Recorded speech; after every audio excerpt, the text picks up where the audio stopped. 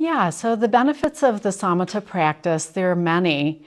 The first is that the practice really helps us develop both concentration and serenity.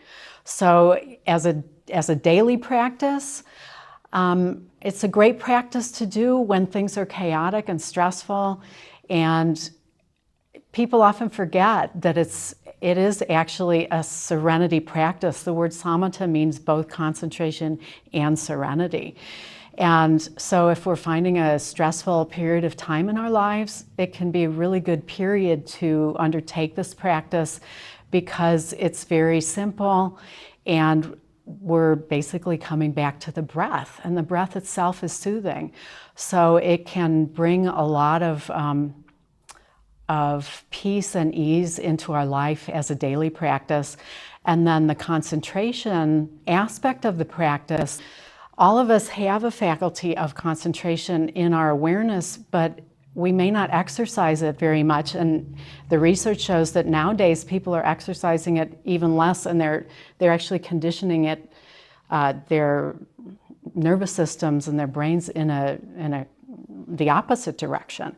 So this practice can really bring us the capacity to concentrate by coming back to this one object of awareness over and over. It really strengthens that muscle. And it is just like a muscle in our body that, if you never exercise this muscle, it's not going to be as strong as if you get some weights out and start lifting. So these are two of the practical benefits to the practice. And then there are two more advanced, more spiritual benefits to the practice. The first is called purification of mind. So what happens as we try to do the practice, especially in a deeper way, like on retreat and, if we're sitting longer, we find that at some point thoughts will take us off. And really what we're seeing when that happens is grooves in the consciousness that are there all the time, that we're awake, and even when we're asleep, these grooves are there, but we normally aren't aware of them. And the Samatha practice is really designed for us to see our grooves in our consciousness, in Buddhism known as the hindrances and defilements, really clearly. We're going to see them sooner. And it helps us see these patterns, and it deconditions the compulsive tendency to go towards these thought patterns. So it really helps to purify the mind stream in such a way that we can have the potential to directly experience our deeper nature.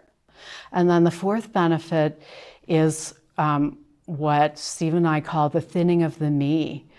And so really what's happening when we're doing meditation practice is either we're reducing our compulsive personality material, which I just talked about as purification of mind, or so that's transformation, or we're experiencing the transcendent as it starts to be able to shine through into our awareness. And one of those two things is happening whenever you're meditating. And so the thinning of the me is where over time doing this practice, this doesn't just happen right away, but over a lot of dedicated practice, that sense of our identification with those personality patterns starts getting less and less. And that we call the thinning of the me, where we can start having more access to our deeper nature and start even potentially living from that more, and having some of these patterns be even inactive.